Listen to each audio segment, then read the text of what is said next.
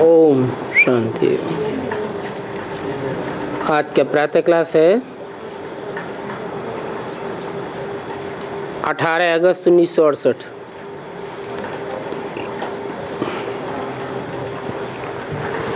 Drama के plan अनुसार बाप बैठ समझाते हैं।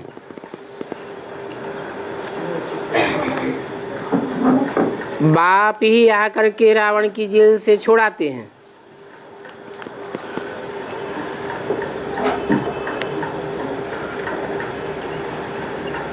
क्योंकि सब क्रिमिनल्स हैं।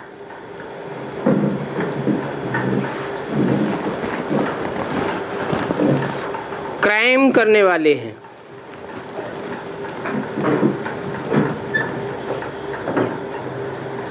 क्रिमिनल पाप करने वाले को कहा जाता है। सब पापात्मा है।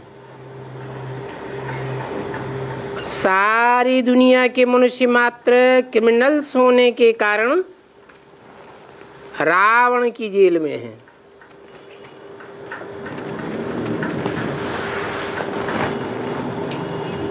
जो क्राइम करते हैं उनको जेल में डाला जाता है। फिर जब शरीर छोड़ते हैं तो भी गर्भ जेल में ही आते हैं।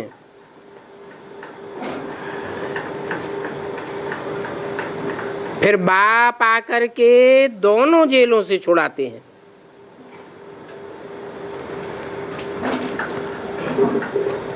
गर्भ जेल से भी छुड़ाते हैं और जो क्रिमिनल्स की जेलें होती हैं उनसे भी छुड़ाते हैं।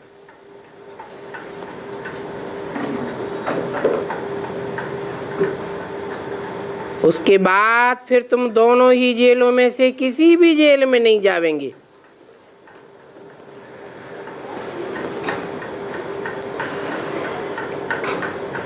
फिर तुमको गर्भ महल मिलता है।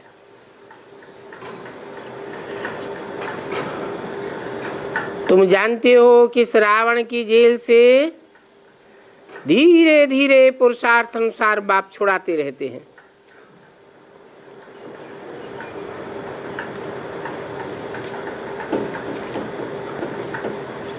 जो जितना तीव्र पुरुषार्थ करेंगे तो जल्दी छूट जाएंगे।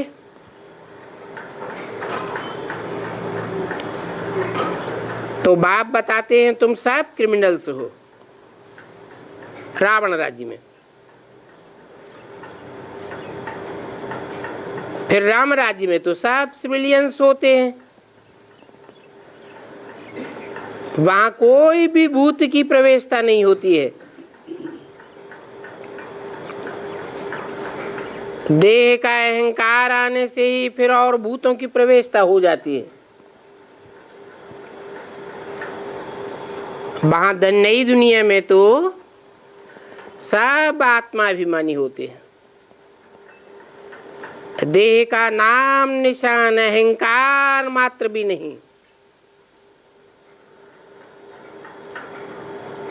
अभी पुरुषार्थ करके तुम बच्चों को देही अभिमानी बनना है। जब ऐसे लक्ष्मी नारायण बन जावेंगे तब ही देवता कहलावेंगे। अभी तुम देवता नहीं कहला सकते। बल कहते हैं ब्राह्मण सो देवता, परंतु वह संपूर्ण ब्राह्मणों के लिए कहा जाता है। अभी तो तुम सिर्फ ब्राह्मण कहलाते हो। ब्राह्मण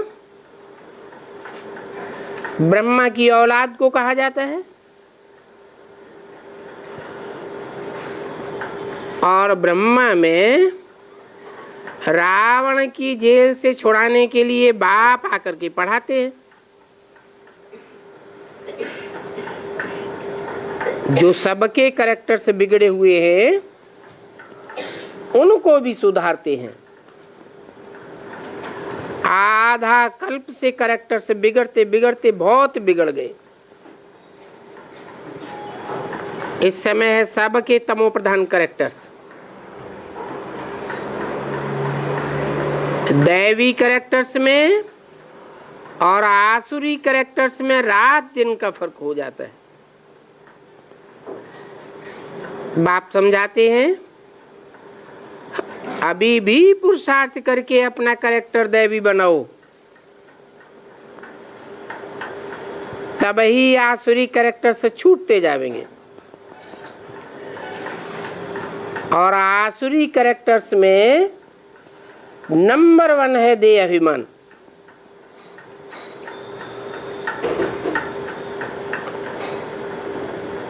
देही अभिमानी का कैरेक्टर कब बिगड़ता ही नहीं है, वो भी आधा कल्प नहीं बिगड़ता है। तो सारा मदार कैरेक्टर्स पर है। देवताओं का कैरेक्टर कैसे बिगड़ता है? जबकि वाम मार्ग में जाते हैं।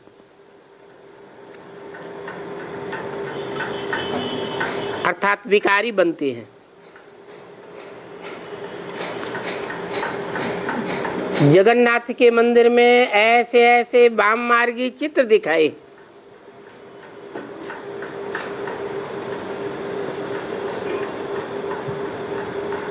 वो वाम मार्ग के चित्र हैं।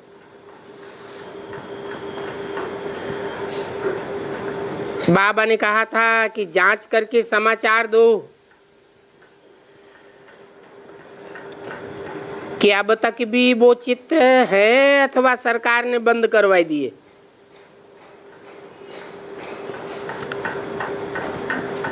क्योंकि ये तो बहुत सालों का पुराना मंदिर है। ड्रेस आदि तो देवताओं की ही है। दिखाते हैं कि देवताएं वाम मार्ग में कैसे गए। पहले पहले क्रिमिनलिटी ये है, कौन सी है? जो जगन्नाथ में देवताओं के वाम मार्गी चित्र दिखाए हैं, काम कला के चित्र हैं। काम शिक्षा पर चढ़ते हैं तो फिर रंग बदलता बदलता पूरा काला हो जाता है। कोई फट से तो काले नहीं हो जाते।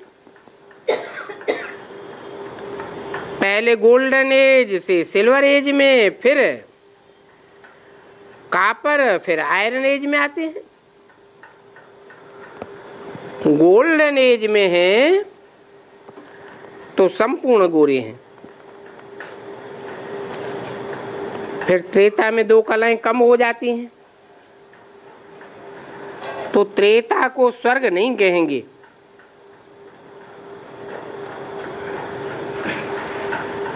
क्योंकि 16 कला संपूर्ण स्वस्थिति में नहीं रहते हैं।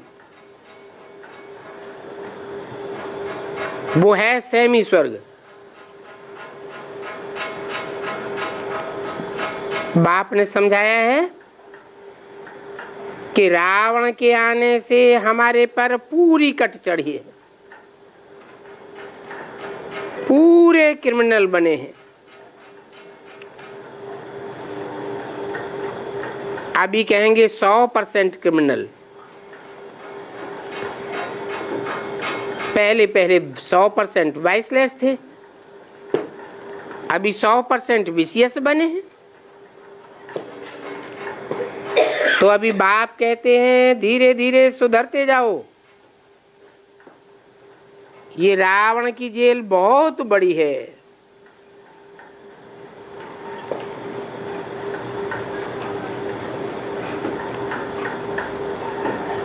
अभी माताएं लेक्चर करती हैं, परंतु उन सबको तो क्रिमिनल ही कहेंगी ना, क्योंकि हैं तो रावण राज्य में ना। यथा राजा तथा प्रजा। राम राज्य और रावण राज्य का तो उनको पता ही नहीं है। अभी तुम पुरुषार्थ कर रहे हो राम राज्य में जाने का, फिर संपूर्ण तो कोई बना भी नहीं है। कोई फर्स्ट ग्रेड, कोई सेकंड ग्रेड, कोई थर्ड ग्रेड में है। अभी बाप पढ़ाते हैं, दैवी गुण धारण करवाते हैं, फिर भी देह अभिमान तो सब में है ही। तुम जितना जितना सर्विस में लगे रहोगे उतना उतना ही देह अभिमान कम होता जाएगा। कैसे?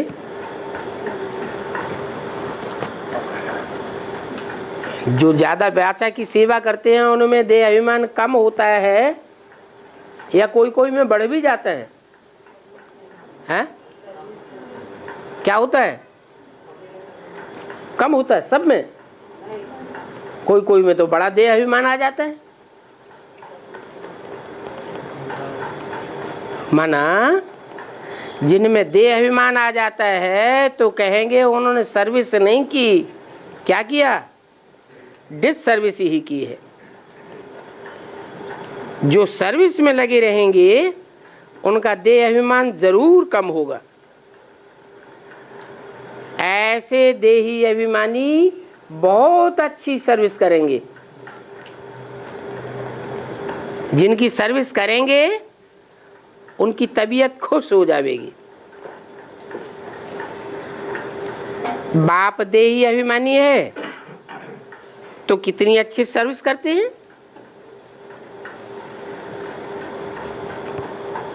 सब क्रिमिनल्स को रावण की जेल से छुड़ा करके राम राज्य में ले जाते हैं। वहां तो फिर कोई भी प्रकार की जेल नहीं होती है। यहां पर तो डबल जेल है। कौन कौन सी? गर्भ जेल भी है और जहां क्रिमिनल्स रखे जाते हैं वो जेल भी है। सतयुग में तो न कोर्ट होता है, न पाप आत्माएं होती है और न रावण की कोई जेल होती है। और रावण की तो बेहद की जेल है। 5 विकारों में तो फंसे हुए जरूर दुखी होंगे। दिन प्रतिदिन दुख वृद्धि को पाता रहता है। सतयुग को कहा ही जाता है गोल्डन एज। और सतयुग वाला सुख तो त्रेता में हो भी नहीं सकता, क्योंकि वहां आत्मा की प्योरिटी 2 कला कम हो जाती है। कुछ न कुछ देवान आ जाता है। आत्मा की कलाएं कम होने से फिर शरीर भी ऐसा हो जाता है। तो ये समझना चाहिए, समझाना चाहिए कि अभी बरोबर हम रावण के राज्य में देह अभिमानी हो गए हैं। अभी बाबा आया है रावण की जेल से छुड़ाने के लिए। आधा कल्प का देह अभिमान निकालने में मेहनत तो लगती है ना। जल्दी में जो शरीर छोड़ करके गए तो फिर भी कुछ ज्ञान तो उठा सके। जितनी देरी होती जाती है तो पुरुषार्थ तो फिर नहीं कर सकेंगे। कोई मरे और फिर पुरुषार्थ करे, वो तो तब हो सकेगा जब बड़ा होकर के आर्गन से बड़े हो जाएं। इसलिए मरने से पहले ही पुरुषार्थ पूरा कर लेना चाहिए। जितना हो सके शरीर से मरने की बात बुद्धि में नहीं आना चाहिए।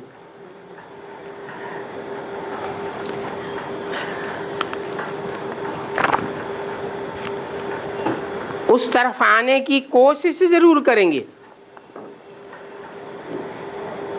इस हालत में बहुत आवेंगे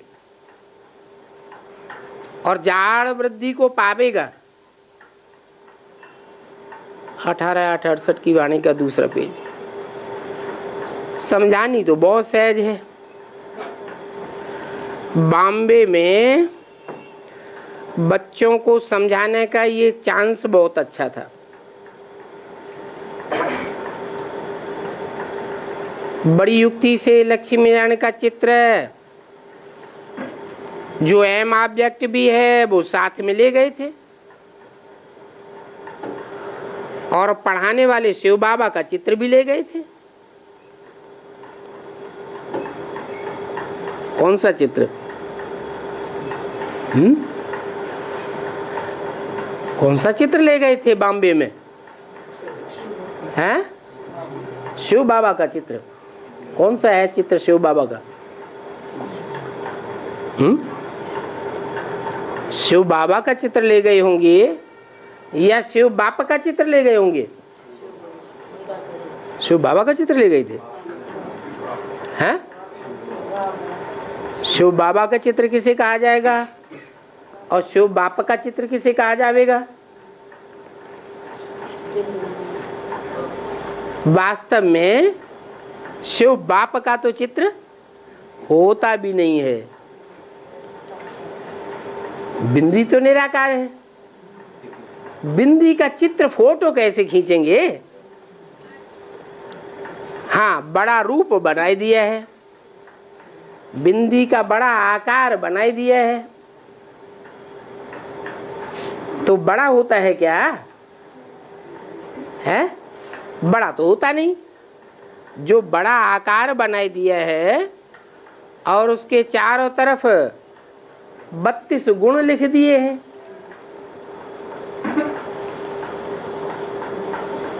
वो गुण बिंदी के होते हैं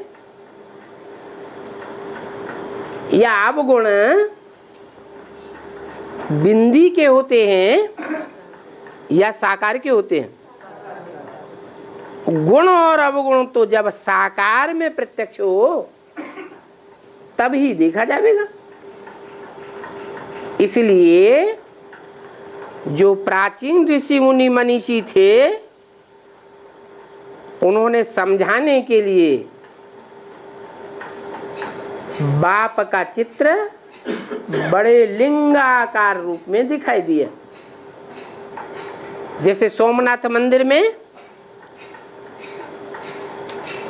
बड़ा लाल रंग का पत्थर रखा हुआ था गोल और बीच में हीरा जड़ा हुआ था। तो बड़ा रूप किसकी यादगार है? हैं? लिंग की यादगार। अच्छा, जो बड़ा रूप है वो साकार की यादगार थी और उसमें जो स्टार लगा हुआ था, हीरा लगा हुआ था, वो निराकार की यादगार थी। तो साकार और निराकार दोनों के मेल से बनता है बाबा। परंतु जो यादगार दिखाई गई थी बड़ा रूप लिंगाकार, उससे ये साबित होता है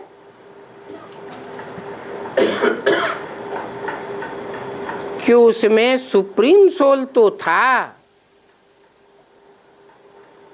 परंतु वो सुप्रीम सोल उस साकार शरीर के द्वारा बाहरी रूप से भी प्रत्यक्ष होता था। जो अव्यक्तवाणी में बोला है, तुम बच्चों की और बाप की प्रत्यक्षता तब होगी जब तुम अव्यक्त बनेंगे। शीशे जैसे, ट्रांसलाइट जैसे बन जाएंगे।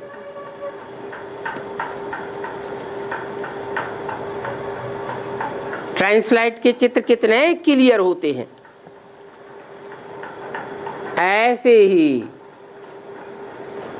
तुम्हारा भी जो साक्षात्कार करेगा, सामने आवेगा, उसको ज्यादा समझाने की जरूरत नहीं पड़ेगी।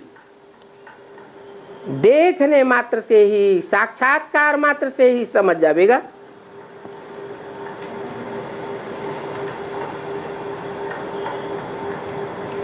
तो बताया, बड़ी युक्ति से वो चित्र बंबई में ले गए थे। क्या युक्ति थी? हैं?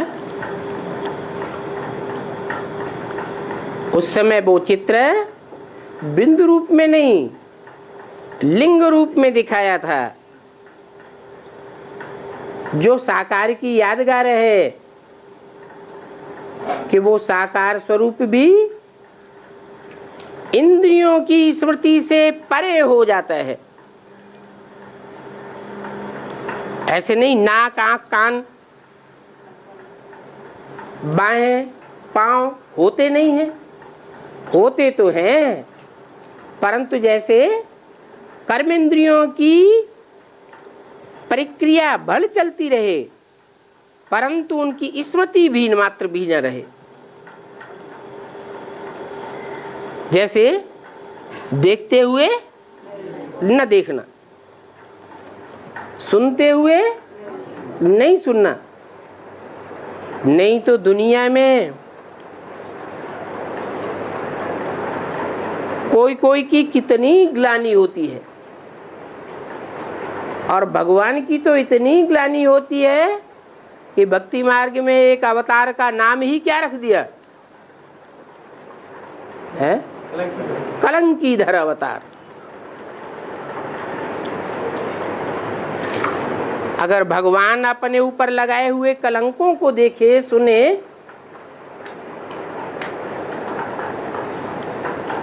काम तो होंगे ना, तो अच्छी अवस्था देखने में आवेगी या डाउन स्टेज देखने में आवेगी? है? स्टेज डाउन हो जाएगी। तो सुनते हुए भी न सुनना, देखते हुए भी न देखना।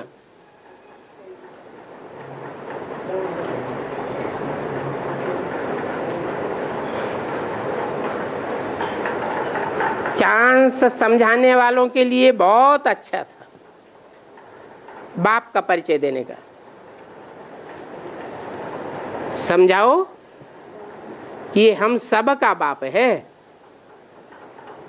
क्या सिर्फ ब्रह्मा कुमारियों का बाप है? नहीं, हम सब का माने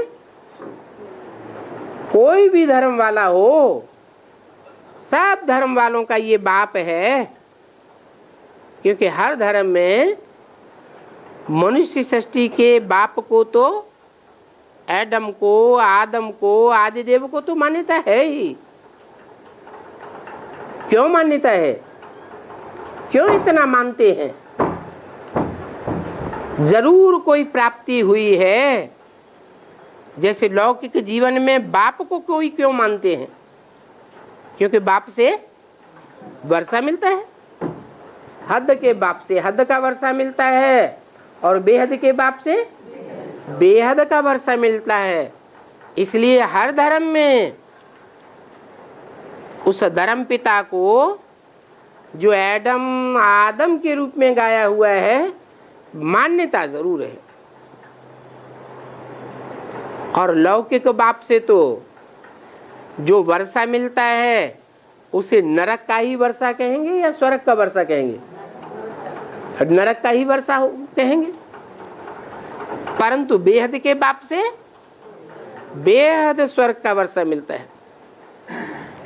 कितनी सहज बात है समझाने की। तो हमने अपने उस बाप को बुलाया है।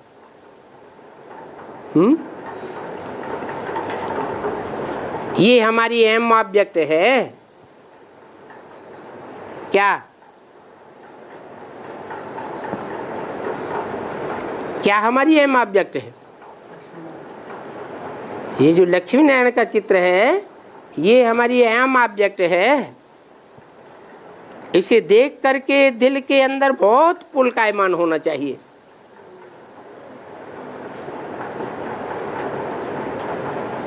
बाप का चित्र सामने रख दो, फिर बोलो ये हमको पढ़ाने वाला है,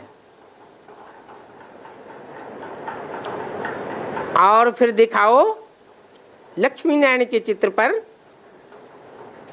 कि ये हमारी अहम ऑब्जेक्ट है। जो पहले पहले सतयुग आदि में 16 कला संपूर्ण देवता थे, वो ही कलयुग के अंत में आकर के कलाहीन नर बन जाते हैं। उस कलाहीन नर को फिर भगवान बाप आकर के क्या बनाते हैं? नारायण बनाते हैं। पहले पहले सदगति में थे, फिर अंत में कलयुग के अंत में दुर्गति में चले जाते हैं। अभी फिर दुर्गति से सदगति में जाना है। बाप कहते हैं कि तुम बाप को याद करो तो तुम्हारे जन्म जन्मांतर के पाप कट जाएंगे, जिनके कारण तुम्हारी दुर्गति हुई है। एक होती है सदगति, एक होती है दुर्गति। सदगति कहाँ ले जाती है?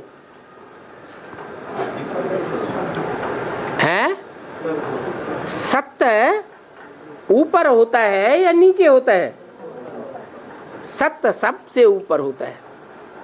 सदगति कहते हैं। गति माने चाल। तो सदगति में कहाँ जावेंगे? ऊंची स्टेज में जावेंगे, और दुर्गति में नीची स्टेज में जावेंगे। वो लोग तो भल गुरु करते हैं, परंतु यह कोई को भी पता नहीं है कि हम जन्म बाई जन्म के पापी हैं, दुर्गति में जाने वाले हैं। गुरु करने के बावजूद भी क्या होती है? दुर्गति होती है।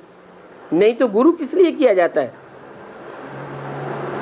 गुरु करने का मकसद क्या होता है? कि सदगति होवे।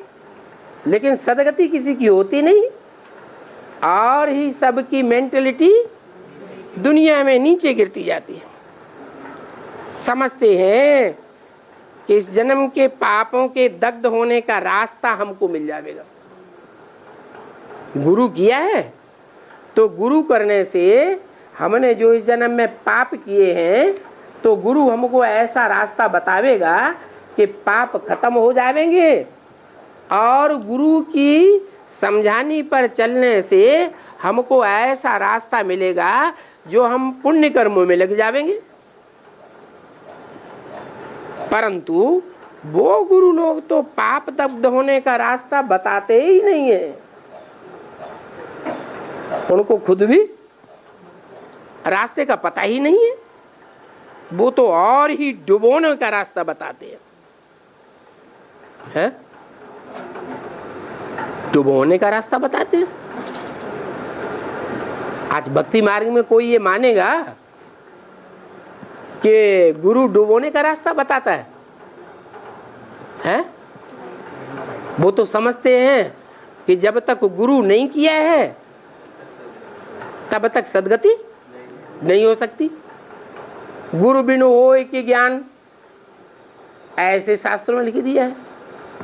गुरु बिनु होय कि ज्ञान, ज्ञान की होय विराग बिनु, ऐसे ऐसे लिख दिया है। जब तक वैराग नहीं होगा तब तक गुरु नहीं मिलेगा, ज्ञान नहीं मिलेगा। गुरु नहीं करेंगे तो भी ज्ञान नहीं मिलेगा। ऐसे ऐसे कहते हैं। फिर वो गुरु लोग कह देते हैं परमात्मा सर्वव्यापी है।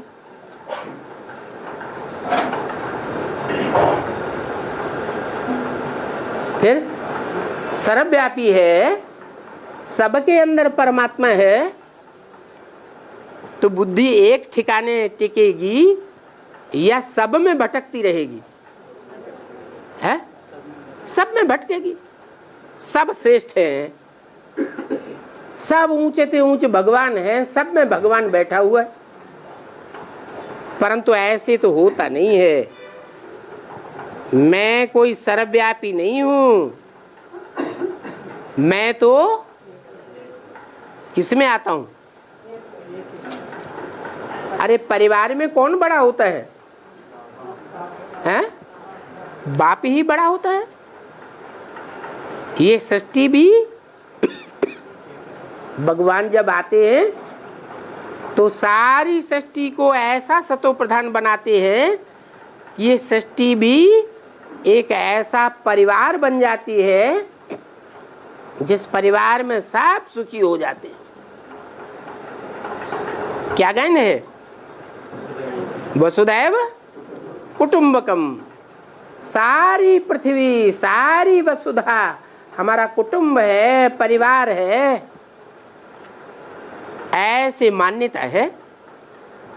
अभी सिर्फ ये मान्यता है, ये प्रैक्टिकल भी है, हैं? अभी सिर्फ मान्यता है, लेकिन जो मान्यता होती है वो कभी साकार में भी हुई होगी ना। तो सतयुग आदि में भगवान ने स्वयं आकर के ऐसी मान्यता पूरी कराई थी। वो तब पूरी होती है जबकि सर्वव्यापी का ज्ञान झूठा साबित हो जाता है। सबकी बुद्धि में, सबकी बुद्धि में बैठता है कि हमारे परिवार का ऊंच से ऊंच मुखिया इन 500-700 करोड़ मनुष्यों में कौन है? मूल कोई नहीं पहचाना, बीज कोई नहीं पहचाना, तो फिर वर्षा कैसे मिलेगा? वर्षा लेना है सुख और शांति का, सदगति का वर्षा लेना है, तो सदगति तभी हो सकती है जबकि सच्ची बात को पहचाना जाए। जब द्वापर में रावण राज्य शुरू होता है तो ये 5 विकारों रूपी रावण आ जाते हैं सब में। भगवान तो सब में नहीं आता है। भगवान की जो याद की, स्मृति की सरणी है, जो देवताओं में समाई हुई थी, क्या कि हम आत्मा भी बिंदु हैं, हम आत्मा का बाप परमपिता परमात्मा भी ज्योति बिंदु है, वो भूल गए। द्वैतवाद शुरू हो गया, शरीर का भान शुरू हो गया, देह का भान शुरू हो गया। ये देह समझने के कारण सब में 5 विकार व्यापक हो गए। जहां पर ये 5 विकार सर्वव्यापी हैं, वहां पर फिर मैं कैसे आऊंगा? हैं?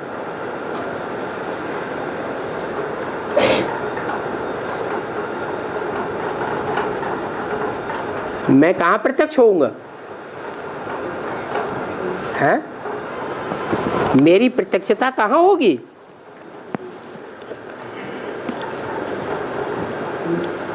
है? विकारियों में प्रत्यक्षता होगी या निर्विकारियों में प्रत्यक्षता होगी? प्रत्यक्ष में कहां होऊंगा? है?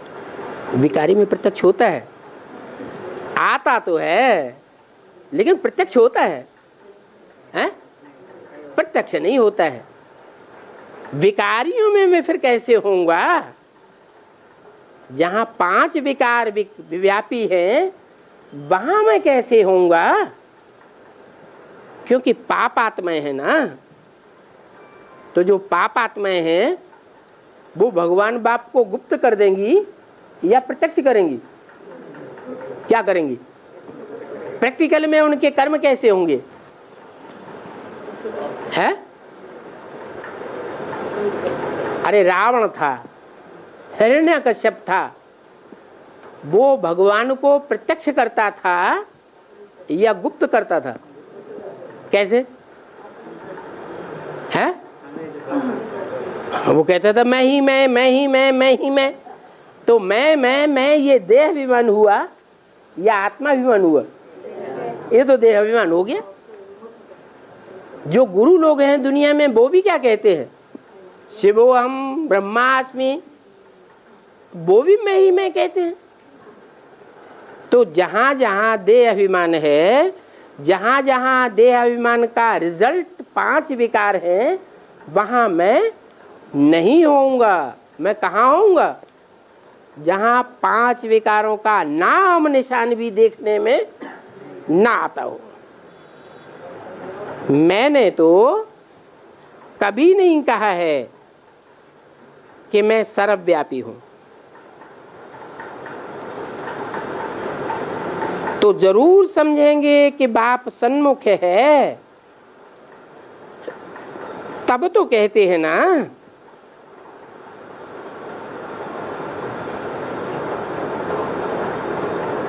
कि मैंने तो कहा ही नहीं है।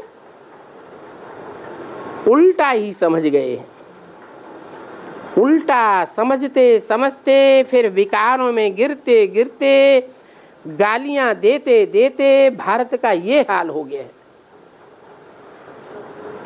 क्रिश्चियन लोग भी जानते हैं कि 5000 वर्ष पहले भारत में पैराडाइज था।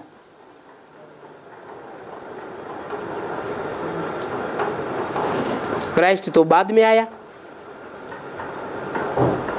क्राइस्ट को आए हुए 2000 साल हुए, तो क्राइस्ट से 3000 वर्ष पहले भारत में पैराडाइज था। उस समय सतो प्रधान थे। परंतु ये भारतवासी तो लाखों वर्ष कह देते हैं, क्योंकि तमो प्रधान बुद्धि बन गए। तो कहेंगे कि वो क्रिश्चियन से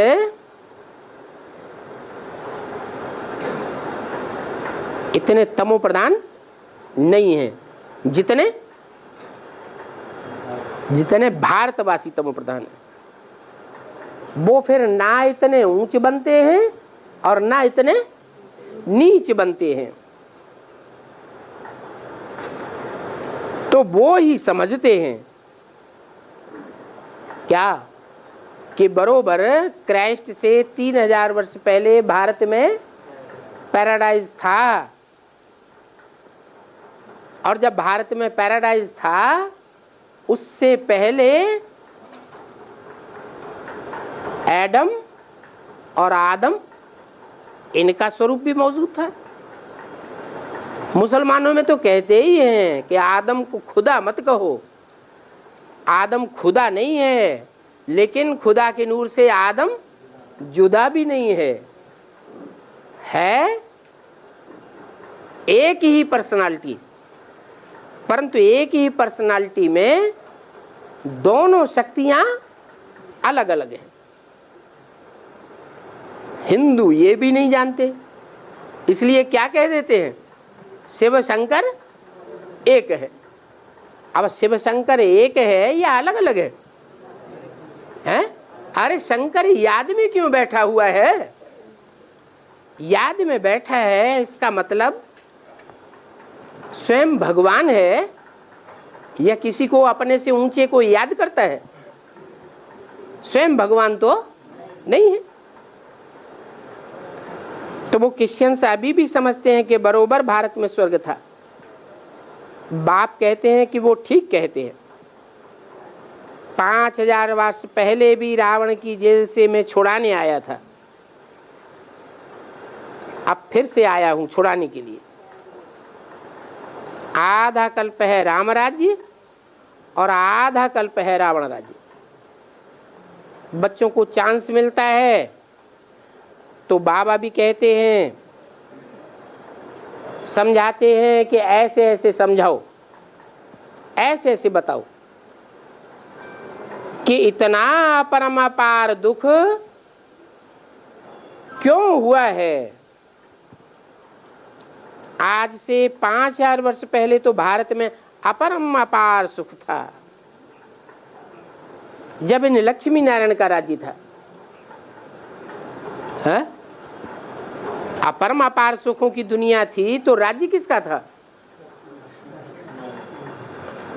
कितने कला संपूर्ण? 16 कला संपूर्ण, संपूर्ण हिंसक मर्यादा पुरुषोत्तम लक्ष्मी नारायण का राज्य था। ऐसों का राज्य था जिनकी कोई भी ग्लानि शास्त्रों में नहीं है। नहीं तो सब देवताओं की ग्लानि है, लेकिन लक्ष्मी नारायण की कोई भी ग्लानि नहीं है। तो जरूर यथा राजा तथा प्रजा भी होगी। जब राजा की कोई ग्लानि नहीं होती तो साफ जाहिर है कि राजा कोई ऐसा कुकर्मी नहीं होता है। ग्लानि तब होती है जब कोई ग्लानि योग्य कर्म किया जाता है। इन लक्ष्मी नारायण का राज्य था। अभी ये नॉलेज नर से नारायण बनने की है, पढ़ाई है, इनसे दैवी कैरेक्टर्स बनाते हैं। रावण की जेल में तो सभी के कैरेक्टर्स बिगड़े हुए हैं। उन बिगड़े हुए कैरेक्टर्स से छुड़ाने वाला तो एक ही राम है। बिगड़े हुए कैरेक्टर वाले किसी को कैसे छुड़ावेंगे, जबकि है ही रावण राज्य। अनेक राजाएं हैं और अनेक धर्म हैं। ऐसे ही वृद्धि होती रहेगी। फिर खाना खराब होगा या आबाद होगा? खाना ही खराब हो जाएगा। इतने बच्चे पैदा करना ये तो बिच्छुनी का काम है।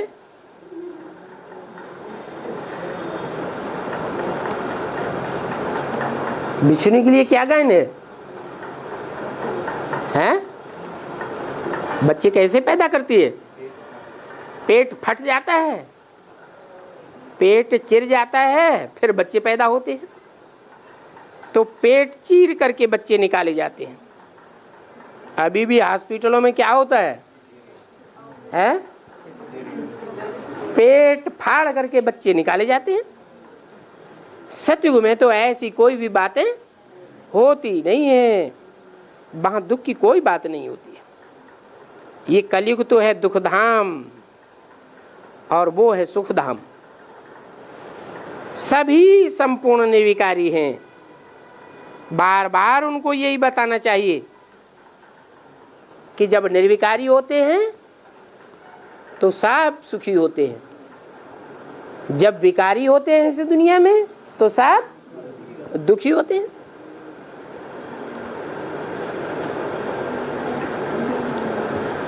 बाप कहते हैं मैं पतित पावन हूं, मुझे याद करने से तुम्हारे जन्म जन्मांतर के पाप कट जाएंगे। है ये कौन कहता है? है ये कौन कहता है कि मुझे याद करने से तुम्हारे जन्म जन्मांतर के पाप कट जाएंगे? कहने वाला कौन है? लक्ष्मी नारायण है या बाप है? हैं? बाप है। वो कहते हैं कि मुझे याद करने से तुम्हारे जन्म जन्मांतर के पाप कट जाएंगे। अच्छा, लक्ष्मी नारायण ऊंचे ऊंचे नहीं है? हैं? लक्ष्मी नारायण भी तो ऊंचे ऊंचे हैं इस सृष्टि पर। तो उनको याद करने से पाप नहीं कटेंगे? हैं? इसलिए नहीं कटेंगे कि नारायण जब कहा जाता है तो लक्ष्मी भी कह दिया साथ में। दो ऊंचते ऊंचे नहीं हो सकते, ऊंचते ऊंच तो एक ही होगा। तो एक को याद करेंगे तो पतित से पावन बन जाएंगे। मुझे याद करने से तुम्हारे पाप कटेंगे। अभी बाप कैसे कहेंगे कि मुझे याद करो? है? कैसे कहेंगे? परम नाम से कहेंगे। परम नाम से आवाज आवेगी जैसे मुसलमान लोग कहते हैं अल्लाह मियाँ ने ये फरमाया, अल्लाह मियाँ ने वो फरमाया है। तो क्या अल्लाह मियाँ ऊपर से फरमाता है? कैसे फरमाया होगा? जरूर इस सृष्टि पर साकार में आया होगा ना। शरीर के बिना भला आत्मा कैसे बोलेगी? जरूर शरीर धारण करके ही तो बोलेंगी ना। पतित पावन सर्व का सदगति दाता है तो जरूर रथ लेगा। कहते हैं कि मैं तो उस रथ में आता हूं। किस रथ में? मैं तो उस रथ में आता हूं जो कि अपने जन्मों को ही नहीं जानते। अच्छा, इस रथ में नहीं आता हूं? है? किस रथ में? है? ब्रह्मा के रथ में नहीं आता हूं? नहीं आता है? आता है, लेकिन यहाँ तो बाप की बात है। हैं? कौन कहता है? जो सदगति दाता बाप है वो कहता है या अम्मा कहती है? बाप कहते हैं कि मैं तो उस रथ में आता हूं जो कि अपने ही जन्मों को नहीं जानते हैं। अच्छा, वो रथ, उस रथ जिसकी बात की भविष्य के लिए, वो तो अपने जन्मों को नहीं जानते। ये रथ जानता है कि नहीं जानता है? हैं? ये रथ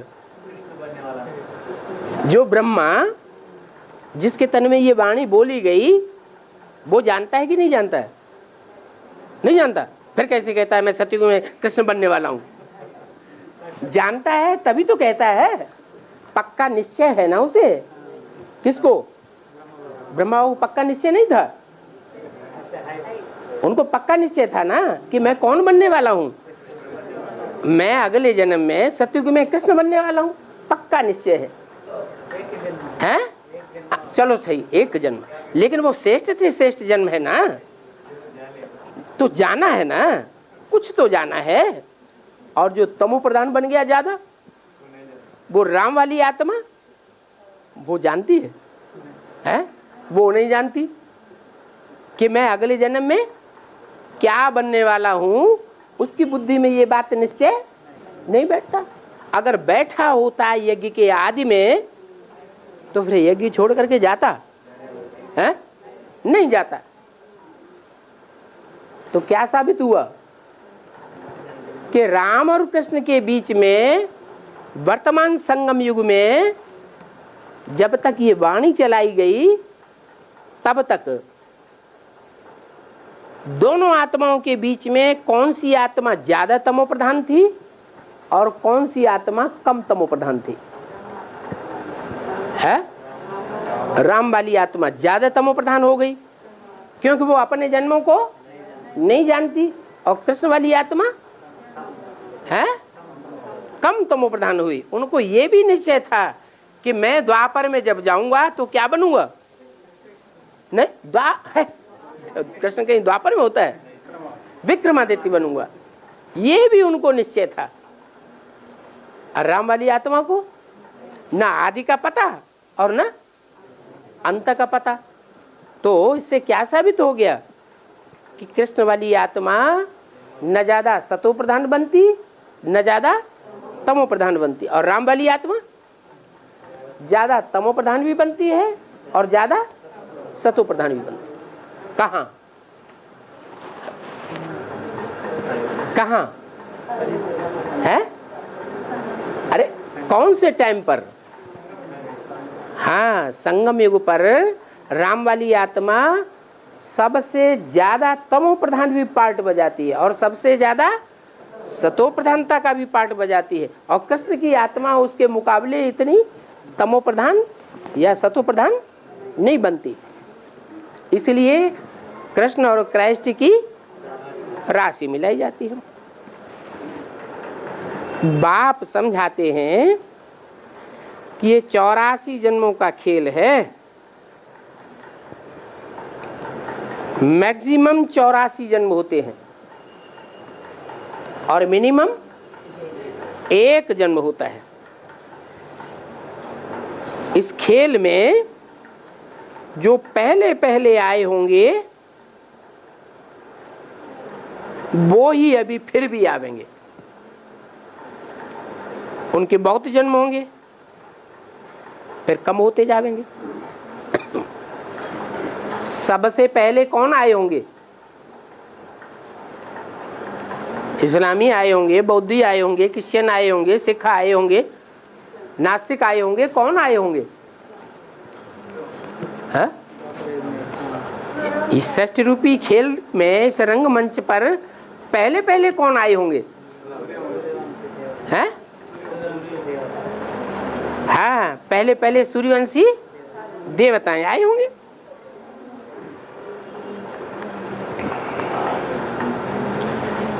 उनके बहुत जन्म होंगे। बाबा बच्चों को भाषण करना सिखाते हैं कि ऐसे ऐसे समझाना चाहिए, अच्छी रीति याद में रहेंगे, देहंकार नहीं होगा तो भाषण भी अच्छा कर सकेंगे। तुम जानते हो कि शिव बाबा देही अभिमानी है ना, कहते भी रहते हैं कि हे बच्चों अभी देही अभिमानी बनो, कोई भी विकार न रहे, कोई भी शैतानी न रहे, किसी को भी दुख नहीं देना है। बाप कहते हैं कि जिन्होंने शास्त्र बनाए हैं उन जैसा ट्रेटर तो और कोई हो ही नहीं सकता है। ट्रेटर माना है धोखा देने वाला। कोई राजा का राज्य हो और राजा की राज्य में रह करके बरखिलाफी करे, राजा उसे फिर क्या करता है? अगर पकड़ ले तो क्या करता है? उसे निकाल देता है, या वो खुद ही जब देखता है कि अब मैं पकड़ा जाऊंगा तो 9 2 11 हो जाता है, भाग जाता है। तो फिर उसको क्या करार दिया जाता है? कहते हैं कि ये राज्य का ट्रेटर है। तो ट्रेटर बाबा ने किसको कहा इस सृष्टि पर सबसे बड़ा?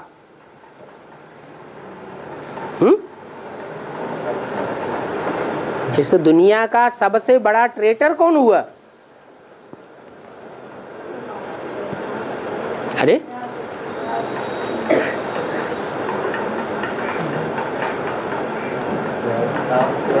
है रावण।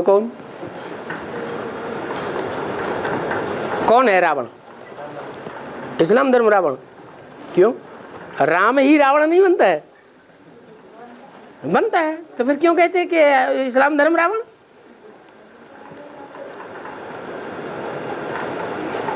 राम भी तो रावण बनता है। बोला बाप को सर्वव्यापी कहा किसने? है द्वापर युग से शास्त्र बनना शुरू हुए। जब से ये शास्त्र बनाए गए तब से सर्वव्यापी का ज्ञान निकला या पहले से ही निकला?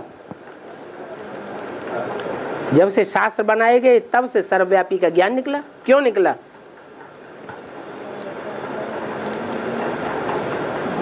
है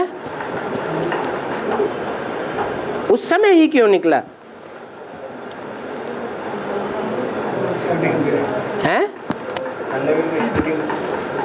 नहीं, उस समय सर्वव्यापी का ज्ञान इसलिए निकला कि चारों तरफ ढूंढा, फिर भी कहीं भी देखने में नहीं आया, पता ही नहीं लगता। जब नहीं पता लगता है तो कह देते हैं सर्वव्यापी। कोई बच्चे से पूछा जाए तुम्हारा बाप कौन, तो बाप का नाम बताएगा, फिर पूछेगा उसके बाप का नाम कौन, फिर बताएगा, फिर पूछेगा उसके बाप का नाम कौन।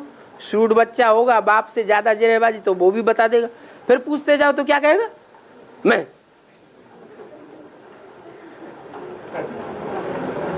तो ये बाप को सर्वव्यापी कहा किसने? क्या नाम बताया होगा बाबा ने? व्यास ने। व्यास जो सारी दुनिया को पढ़ाने के लिए बैठ गया, शास्त्र बनाने के लिए। व्यास जिसने गीता बनाई है, क्या कौन सी गीता बनाई है? झूठी गीता बनाई या सच्ची गीता बनाई है? व्यास ने गीता बनाई तो कैसी गीता बनाई? अरे भगवान कैसी गीता बनाते हैं और मनुष्य कैसी गीता बनाते हैं? हैं? भगवान सच्ची गीता बनाते हैं और मनुष्य झूठी गीता बनाते हैं। मनुष्यों की झूठी गीता से नरक बनता है और भगवान की सच्ची गीता से स्वर्ग बनता है। गीता को माता कहा जाता है ना, है? बेहद की माताएं भी कितनी हुई? बेहद के बाप भी दो हैं। कौन कौन से? आत्माओं का बाप और मनुष्यों का बाप। तो बेहद की माताएं भी दो हैं। कौन कौन? भारत माता और जगदम्बा, दो माताएं हैं ना। तो फिर दो बापों में सच्चे तो सच्चा बाप कौन? और दो माताओं में सच्चे थी सच्ची माता कौन? कौन है? भारत माता कहेंगे सच्ची माता है। दो प्याली में खीर रखी हुई हो है, एक प्याली की खीर किसी ने खा ली और रख दी। फिर पूछा जाए सच्ची प्याली कौन सी खीर की और झूठी प्याली कौन सी? तो जो झूठी कर दी वो झूठी, उसमें द्वैतवाद आ गया। और सच्ची है वो सच्ची। तो सच्चे झूठे का फर्क तो होता है ना। ऐसे ही सच्ची गीता और झूठी गीता। भगवान की बनाई हुई है सच्ची गीता और मनुष्यों की बनाई हुई है झूठी गीता। तो जो झूठी गीता है वो किसने बनाई है?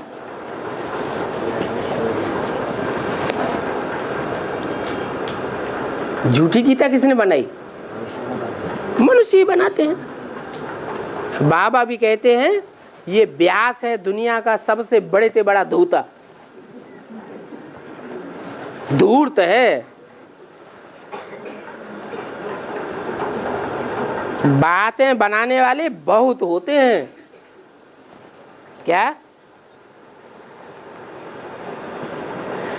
मनुष्य मत पर चलते हुए दुखी ही होते रहेंगे। बात में कुछ भी नहीं होगा। क्या? बात में कुछ भी सार नहीं होगा तो भी बातें बनाकर किसी न किसी को खराब ही करते रहेंगे।